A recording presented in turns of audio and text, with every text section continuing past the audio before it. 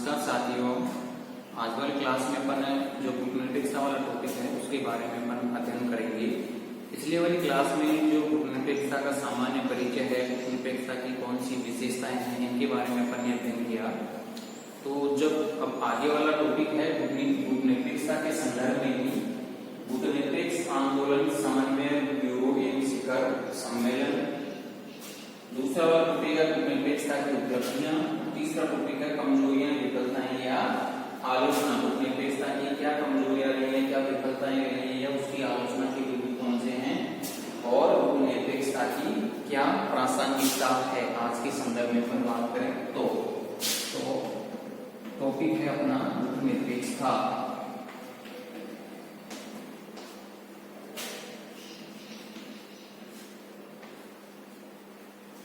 तो सबसे पहले अपन बात करेंगे गुटनिरपेक्ष आंदोलन समन्वय ब्यूरो शिखर सम्मेलन, यानी कि गुटनिरपेक्षता के जो सम्मेलन वगैरह होते हैं, शिखर सम्मेलन, समन्वय ब्यूरो, इनको 3 भागों में बांटा गया है, ठीक है ना। तो इनके बारे में अपन चर्चा करेंगे कि शिखर सम्मेलन किस प्रकार से है, समन्वय ब्यूरो किस प्रकार से है, और विदेश मंत्रियों का जो सम्मेलन है वो किस प्रकार से है। तो इनको जो है 3 भागों में डिवाइड किया गया है समन्वय ब्यूरो को। पहला है समन्वय ब्यूरो,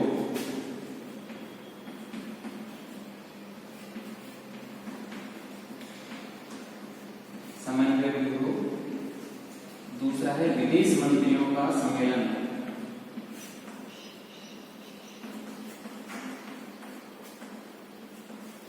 विदेश मंत्रियों का सम्मेलन।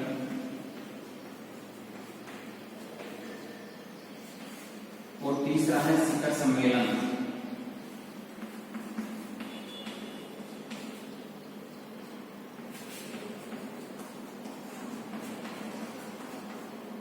तीसरी हम बात करते हैं शिखर सम्मेलन के बारे में। तो जो समन्वय ब्यूरो शिखर सम्मेलन के बारे में अगर आपसे पूछा जाए तो इसको 3 भागों में डिवाइड किया गया, समन्वय ब्यूरो, विदेश मंत्रियों का सम्मेलन और शिखर सम्मेलन।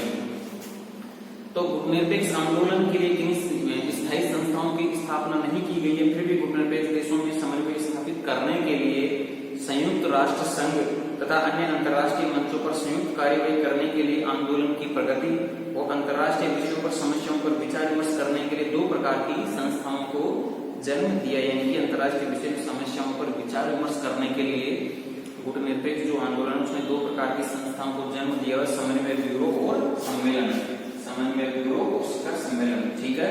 इनको 2 प्रकार की संस्थाओं को बांटा गया या जन्म दिया गया।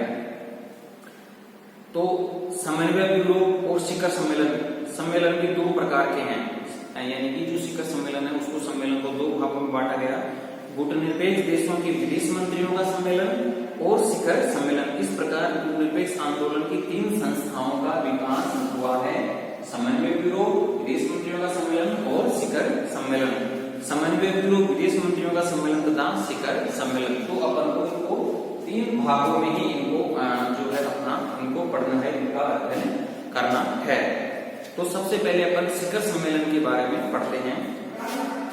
गुटनिरपेक्ष देशों में निरंतर विचार विमर्श करने और कार्य में समन्वय स्थापित करने के लिए एक उपयोगी एवं सक्रिय केंद्र है। यानी गुटनिरपेक्ष देशों में आपसी सामंजस्य समन्वय स्थापित करने के लिए एक मजबूत सक्रिय केंद्र की भांति है।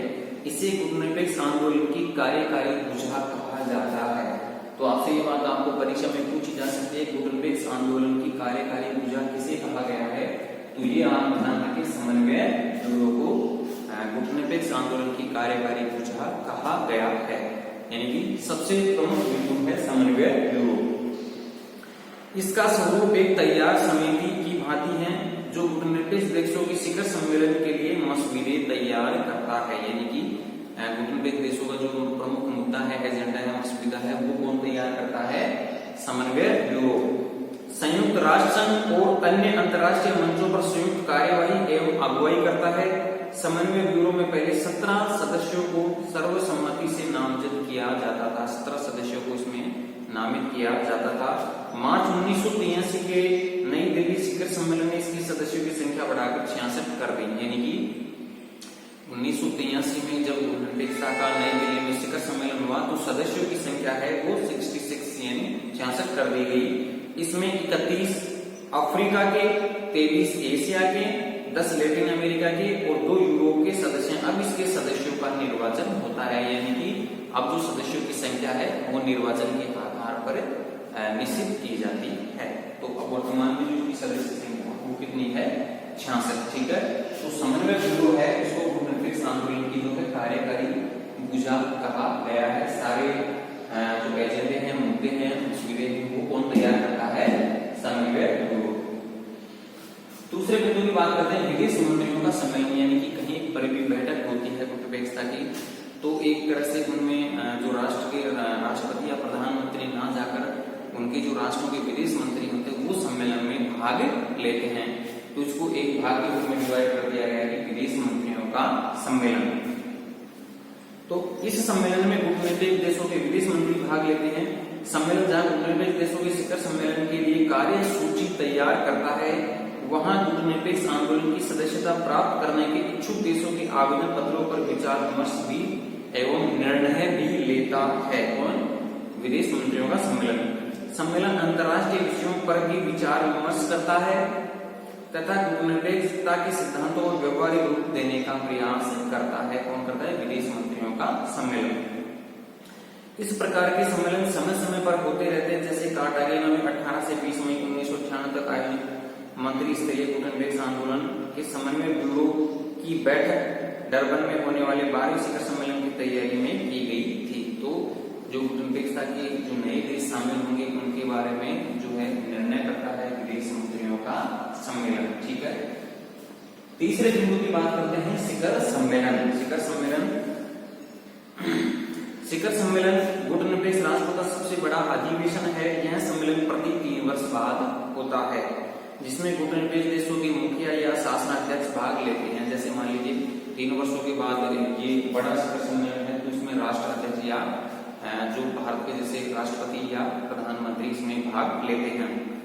शिखर सम्मेलन में प्राय 4 प्रकार के सदस्य होते हैं: पूर्व सदस्य, पर्यवेक्षक सदस्य, पर्यवेक्षक, गैर राज्य और अतिथि। शिखर सम्मेलन में निर्णय सर्वसम्मति से होते हैं। तो ये तो हो गए गुटनिरपेक्ष आंदोलन के समन्वय ब्यूरो एवं शिखर सम्मेलन। 3 भागों में इनको डिवाइड किया गया है, समन्वय ब्यूरो, विदेश मंत्रियों का सम्मेलन और शिखर सम्मेलन। ठीक है, अब दूसरे टॉपिक की बात करते हैं, गुटनिरपेक्षता की उपलब्धियां, यानी कि गुटनिरपेक्षता के जो आज की प्रासंगिकता है, आज के समय में क्या इसकी उपलब्धियां हैं, कौन सी उपलब्धियां इसने अर्जित की हैं, किस प्रकार से यह उपयोगी रहा है, तो उसके बारे में अपन यहाँ चर्चा करते हैं कि गुटनिरपेक्षता की उपलब्धियां कौन कौन सी रही हैं।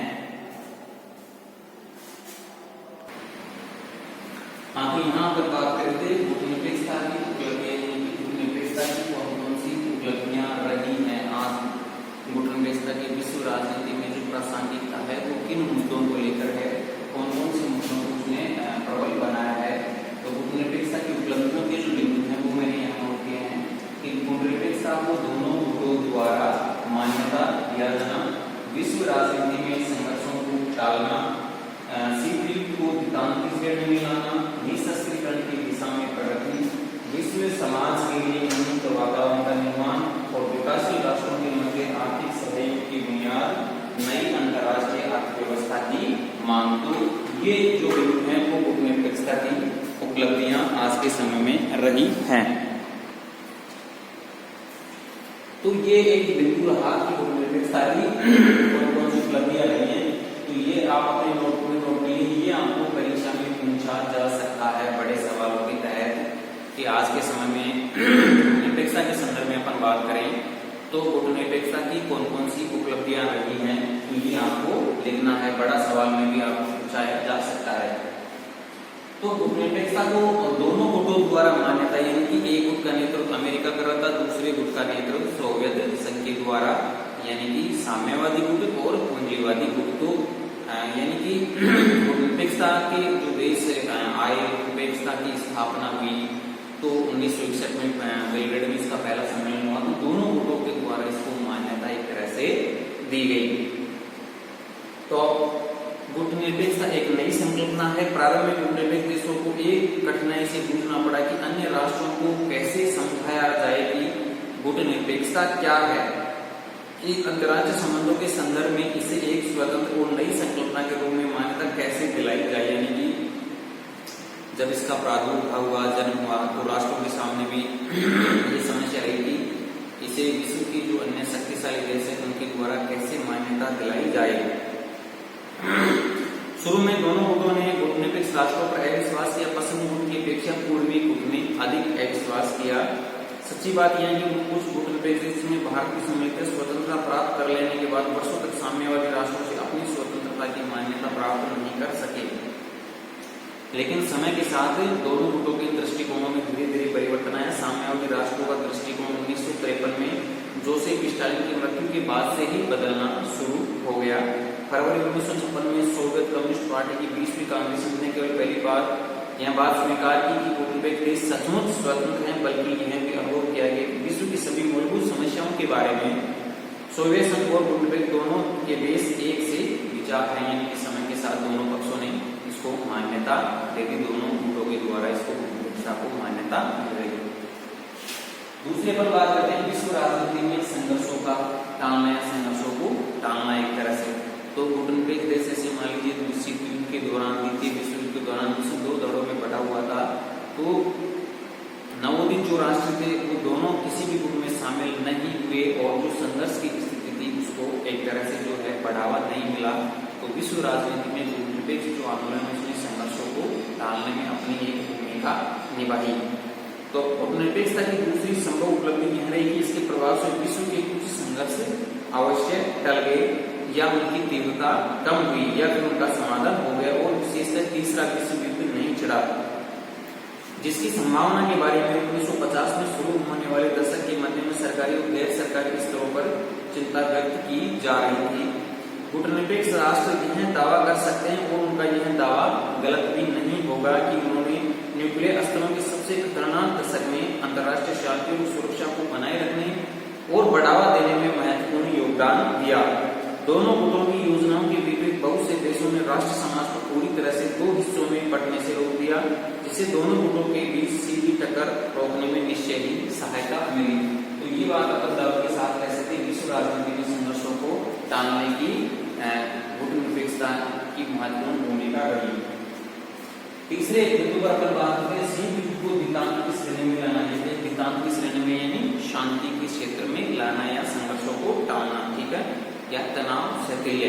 तो ये बात आपको परीक्षा में पूछी जा सकती है कि द्वितांत से क्या तात्पर्य है, तनाव में शीतलता या तनाव शैथिल्य। पहले 2 नंबर के सवाल में पूछा भी गया है। तो द्वितांत शब्द आप याद रखें, किसी को द्वितांत की श्रेणी में लाना, तनाव शीतलता या तनाव शैथिल्य। शीत युद्ध को अर्थात द्वितांत का तनाव शैथिलता की स्थिति में लाने गुटनिरपेक्ष आंदोलन को श्रेय जाता है। नंबर 4 की बात करते हैं निशस्त्रीकरण की दिशा में प्रगति। शस्त्र नियंत्रण या निशस्त्रीकरण को बढ़ावा दिया है गुटनिरपेक्ष आंदोलन, यानी शस्त्रों पर नियंत्रण की दिशा में या एक तरह से शस्त्रों पर रोक लगाने का कार्य जो है वो गुटनिरपेक्ष आंदोलन ने किया है। निशस्त्रीकरण और शस्त्र नियंत्रण के लिए बातचीत करने में गुटनिरपेक्ष देशों ने जो भूमिका निभाई उसमें उन्हें एकदम सफलता तो नहीं मिली, फिर भी उसने लोगों को यह भूलने नहीं दिया कि विश्व शांति को बढ़ावा देने की सारी चर्चा के सामने अस्त्र नियंत्रण बढ़ाने की बेलगाम दौड़ कितनी खतरनाक साबित हो सकती है।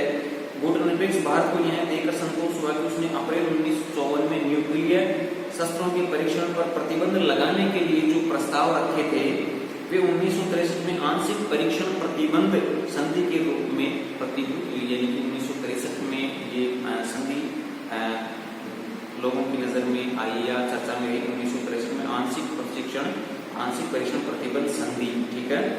श्रीमती इंदिरा गांधी के शब्दों में इंदिरा गांधी ने कहा इसके बारे में कि आंदोलन से शांति का मार्ग प्रशस्त हुआ है, मानव प्रतिष्ठा और समानता का निर्माण हुआ है। तो कहीं न कहीं ये बात सामने आती है कि गुटनिरपेक्ष आंदोलन में शस्त्र नियंत्रण या निशस्त्रीकरण की दिशा में बहुत अच्छा प्रयास किया है।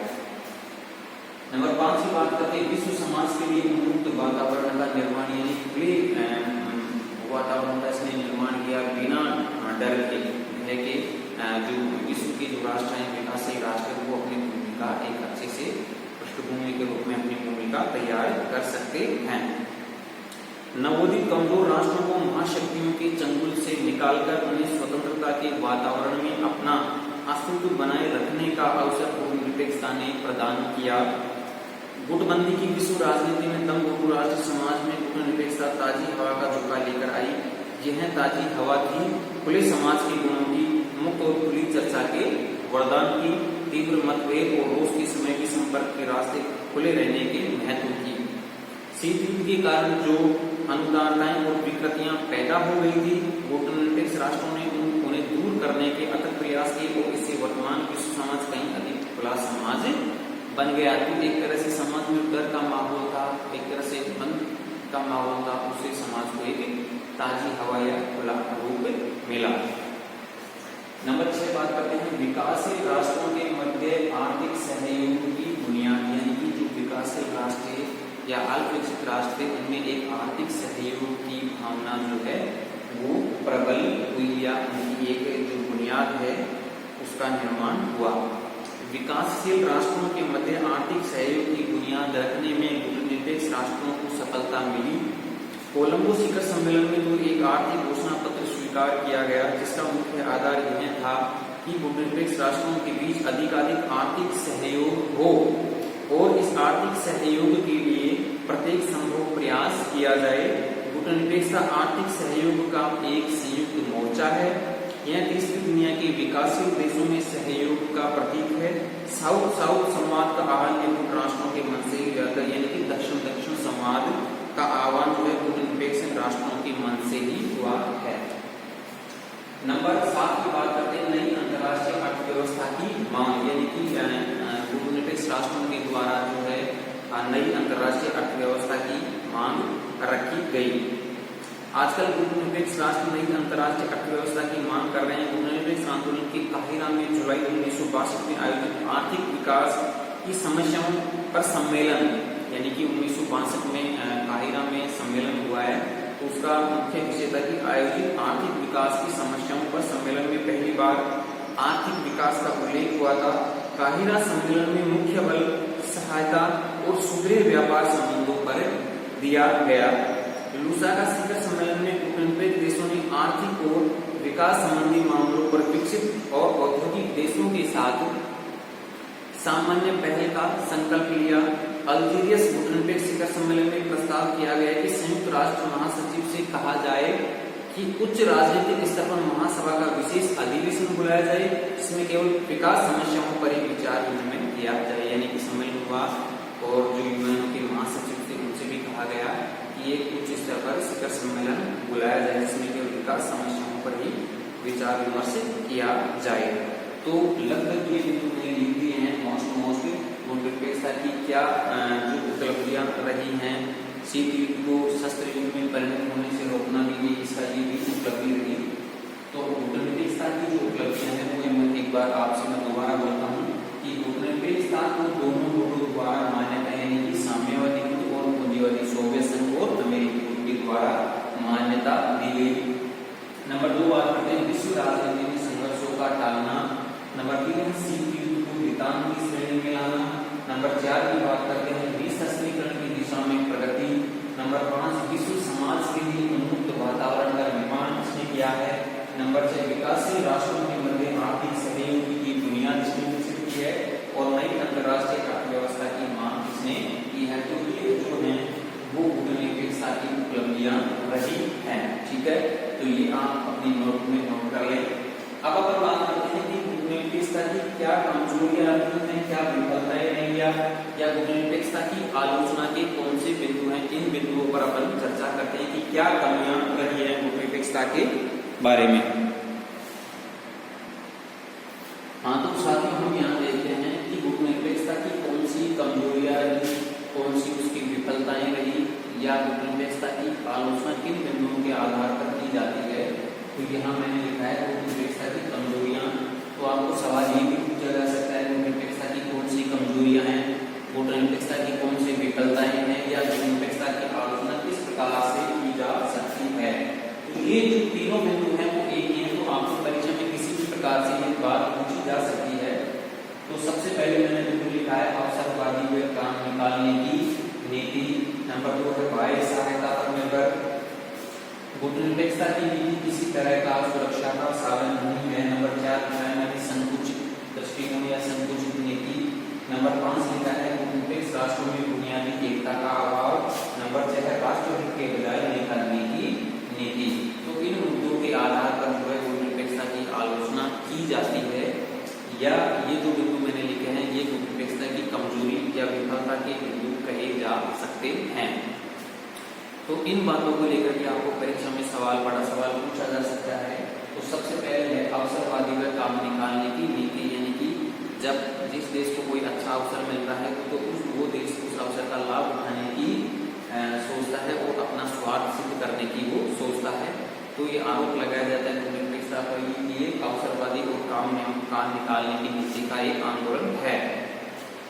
पश्चिमी आलोचकों के अनुसार गुटनिरपेक्षता एक अवसर को काम निकालने की नीति होकर रह गई है कि गुटनिरपेक्ष देश सिद्धांतहीन है, कि साम्यवादी और गैर साम्यवादी गुटों के साथ अपने संबंधों के संदर्भ में वे दोहरी कसौटी का प्रयोग करने लगे हैं, और यह है कि उनका देश पश्चिमी और साम्यवादी गुटों से अधिक लाभ प्राप्त करने का और जिसका परिणाम भारी उसकी ओर मिल जाने का रहता है। तो इस प्रकार विभिन्न देशों द्वारा गुटनिरपेक्षता पर आरोप लगाए जाते हैं। नंबर 2 की बात करते हैं बाह्य सहायता पर निर्भर। बाह्य सहायता पर निर्भर किस प्रकार से कि जो गुटनिरपेक्ष देशों में जो सम्मिलित राष्ट्र हैं वो अल्पविकसित और विकासशील राष्ट्रों की श्रेणी में हैं। उनकी जो आर्थिक नीतियां हैं वो बहुत कमजोर हैं, विकसित नहीं, उनके पास अपना खुद का स्वयं का इतना पैसा नहीं है। तो वो जो विकसित देश हैं उनकी बाह्य सहायता पर निर्भर करते हैं और विकसित देश जैसा करते हैं उसी प्रकार से वो कार्य करते हैं। तो गुटनिरपेक्ष देशों की है एक विफलता बताई जाती है कि वे बाहरी आर्थिक और रक्षा सहायता पर बेहद निर्भर रहते हैं, क्योंकि वे दोनों गुटों से सहायता प्राप्त करने की स्थिति में, इसलिए उन्होंने इतनी भारी आर्थिक और रक्षा सहायता लेने का रास्ता निकाल लिया कि आज वे अपने सहज सामान्य कार्य निर्वाह के लिए भी इस सहायता पर आश्रित हो गए हैं। आलोचकों का तर्क है कि सच्ची गुटनिरपेक्षता आर्थिक आत्मनिर्भरता को तथ्य रूप में मानकर चलती। यदि कोई राष्ट्र किसी तरह की सहायता के लिए किसी अन्य राष्ट्रीय समूह पर बहुत अधिक आश्रित हो तो इसका मतलब है कि उस राष्ट्र की स्वतंत्रता को और गुटनिरपेक्षता को भी दांव पर लगा दिया गया है। तो गुटनिरपेक्षता जो है वो बाह्य सहायता पर निर्भर रहता है आलोचकों के अनुसार। नंबर 3 की बात करते हैं गुटनिरपेक्षता की नीति जो है किसी तरह का सुरक्षा का साधन नहीं। जैसे मान लीजिए विश्व में आज भी कहीं अगर तृतीय विश्व युद्ध हो जाए तो गुटनिरपेक्षता जो है उस विश्व युद्ध को रोक नहीं सकता, इस प्रकार आलोचक ये कहते हैं। आलोचकों का कहना है कि गुटनिरपेक्ष राष्ट्र गुटनिरपेक्षता को अपनी सुरक्षा के लिए पर्याप्त मानते थे। यदि वे अत्यंत विशाल रक्षा व्यवस्था रखेंगे तो उनकी गुटनिरपेक्षता सुरक्षित नहीं रह जाएगी, और यदि वे बाहर से सैनिक सहायता स्वीकार करेंगे। 1962 की बात करते हैं तो भारत पर चीन के आक्रमण ने भारत के लोगों को यह अनुभव करा दिया कि वर्तमान राष्ट्र समाज में सर्वथा आदर्श नहीं है, कि कोई भी चीज किसी देश की सुरक्षा का प्रमाण नहीं हो सकती। गुटनिरपेक्षता भी यह नहीं है कि उपयुक्त सैन्य शक्ति रखने के साथ गुटनिरपेक्ष से कोई असंगति नहीं है, तो ये एक तरह से सुरक्षा की गारंटी नहीं है। गुटनिरपेक्ष आंदोलन में जैसे शामिल हो गए तो सुरक्षा की नीति का कोई साथ या किसी प्रकार की नीति नहीं हो सकती। संकुचित नीति। आलोचक राष्ट्र कहते हैं कि जो गुटनिरपेक्षता की जो धारणा है वो संकुचित और ओछी प्रवृत्ति की नीति है। विदेश नीति का क्षेत्र बहुत व्यापक है कि उसे गुटनिरपेक्षता की नीति में बांधा नहीं जा सकता। गुटनिरपेक्षता का दायरा बहुत सीमित है। गुटों से बाहर क्रियाशील होने की कल्पना इस अवधारणा में ही नहीं है। सारी नीति गुटों की राजनीति के आसपास घूमती है। महाशक्ति गुटों की राजनीति पर प्रतिक्रिया करते रहना इस नीति का मुख्य लक्षण बन जाता है। या तो गुटों के आपसी झगड़ों से पंच बनने की कोशिश करना, या दोनों से अलग रहते हुए केवल इतने समीप जाने का प्रयास करना कि दूसरा बुरा न माने। यदि दूसरे को बुरा मानने का डर हो तो पहले से नाम तोड़कर दूर हटना या बारी बारी के पास जाना हटना यही गुटनिरपेक्षता की शैली रहा है। तो ये एक तरह से संकुचित दृष्टिकोण रहा है। नंबर 5 की बात करते हैं गुटनिरपेक्ष राष्ट्रों में बुनियादी एकता का अभाव, यानी कि जो राष्ट्र है गुटनिरपेक्ष उनमें भी बुनियादी एकता का अभाव पाया जाता है। कई मुद्दों पर वो सहमत नहीं हो पाते। नंबर 6 की बात करते हैं राष्ट्र हित की बजाय नेता के लिए नीति, यानी कि जो राष्ट्र हैं उनके जो राष्ट्राध्यक्ष है शासनाध्यक्ष हैं वो राष्ट्रों के ध्यान देने की बजाय अपनी नीतियों पर स्वार्थ की नीति पर अपना फायदा देखने की नीति पर जो है ज्यादा ध्यान आकर्षित करते हैं। आलोचक उसे उद्धव मूल नीति कहते हैं। ऐसी नीति जिसकी जड़ें ऊपर है नीचे नहीं, अपने देश में नहीं, राष्ट्र हित उसके केंद्र में नहीं, उससे राष्ट्रहित हो जाएगी है अलग बात है। उसके केंद्र में नेतागिरी की भावना रही है। मोर का नाच पांव कितने ही कमजोर हो गंदगी हो लेकिन पंख फैलाकर नाच होना चाहिए। दुनिया के मंचों पर नेतागिरी चमकनी चाहिए। तो एक तरह से ये निरपेक्षता जो है एक नेतागिरी का मंच है। तो आलोचकों के द्वारा इस प्रकार की जो है वो कमजोरियां या इसकी आलोचना की जाती है। एक आलोचना का बिंदु ये भी है कि निरपेक्षता एक मूल्य रहित पैंतरा मात्र है, यानी कि आलोचक कहते हैं कि ये है एक सिर्फ नकली मुखौटा है। आलोचक कहते हैं कि वास्तव में गुटनिरपेक्षता अपने आप में कोई विचारधारा या सिद्धांत नहीं है। गुटनिरपेक्ष आंदोलन में भारत और श्रीलंका जैसे लोकतांत्रिक देश हैं, तो नेपाल मोरक्को इथियोपिया जैसे राष्ट्रशासित देश भी हैं, वियतनाम क्यूबा लाओस जैसे कम्युनिस्ट देश भी इसमें शामिल है। तो जैसे एक समानता की अपन बात करते हैं गुटनिरपेक्षता की, तो वो समानता उसमें नहीं है, वो सिर्फ एक मुखौटा मात्र बनकर रह गया है। तो ये जो है गुटनिरपेक्षता की कमजोरियां हैं, आप अपने नोट में नोट कर लीजिए कि आपको परीक्षा में भी पूछा जा सकता है। अब एक बिंदु की अपन बात करते हैं कि गुटनिरपेक्षता की क्या चुनौतियां रही हैं, तो ये बात भी आपको परीक्षा में पूछी जा सकती है। तो यह दबाव जो है गुटनिरपेक्षता पर वो क्या रहा है, एक तरह से अपन बात करते हैं सैनिक दबाव उस पर रहा है। गुटनिरपेक्ष देशों में परस्पर तनाव वैमनस्य की भावना भी रही है। गुटनिरपेक्ष देशों की एक समस्या आर्थिक पिछड़ापन रहा है, या उन देशों में अस्थिरता उत्पन्न करना रहा है, और गुटनिरपेक्ष राष्ट्रों में जो है बढ़ती संख्या भी एक तरह से उनका दबाव या चुनौती रही है। तो ये आपको परीक्षा में किसी भी प्रकार पूछा जा सकता है। नंबर अगले टॉपिक की बात करते हैं कि वर्तमान समय में गुटनिरपेक्षता की क्या प्रासंगिकता है। तो कई आलोचक इसकी आलोचना करते हैं, कई इसको सही बताते हैं। तो लीबिया के एक नेता रहे हैं कर्नल गद्दाफी, तो उसने गुटनिरपेक्षता आंदोलन को मजाकिया आंदोलन भी कहा है। 8वीं सम्मेलन जो रहा जिम्बाब्वे की राजधानी हरारे में, तो लीबिया के नेता कर्नल गद्दाफी ने निर्गुट आंदोलन को अंतर्राष्ट्रीय भ्रम का मजाकिया आंदोलन कहा और पूछा कि जब अमेरिका ने उनके देश पर हवाई हमले करके उन्हें सपरिवार जान से मारने की कोशिश की, तो निर्गुट आंदोलन क्या कर रहा था, क्या इसके बाद भी इसकी कोई प्रासंगिकता रह जाती है। कई मुद्दों पर जो है इसकी आलोचना की जाती है, लेकिन वास्तव में अगर अपन देखें तो वास्तव में आज भी इसकी प्रासंगिकता है। तो वो बिंदु मैं आपको बताता हूँ। निम्न क्षेत्रों में गुटनिरपेक्ष आंदोलन की प्रासंगिकता आज भी अपन को नजर आती है। जैसे बिंदु की बात करते हैं, नई अंतर्राष्ट्रीय अर्थव्यवस्था की पुरजोर मांग करना, आणविक निशस्त्रीकरण के लिए दबाव डालना, दक्षिण पश्चिम सहयोग नीति को प्रोत्साहन देना, एक ध्रुवीय विश्व व्यवस्था में अमेरिकी दादागिरी का विरोध करना, विकसित और विकासशील देशों के बीच सार्थक वार्ता के लिए दबाव डालना, नव औपनिवेशिक शोषण का विरोध करना। तो इन बिंदुओं की अपर देखें तो वास्तव में गुटनिरपेक्ष आंदोलन की आज के समय में वास्तविक रूप से काफी प्रासंगिकता रही है। तो अब इन मुद्दों के बाद अपन जो गुटनिरपेक्षता से संबंधित आपको छोटे सवाल पूछे जा सकते हैं, तो उनको मैं यहाँ एक बार रिपीट करना चाहूंगा कि आपसे पूछा जा सकता है बताया में 2 नंबर के सवाल में कि गुटनिरपेक्षता से क्या तात्पर्य, तो किसी दूसरे पृथक या गुणों से अलग रहना।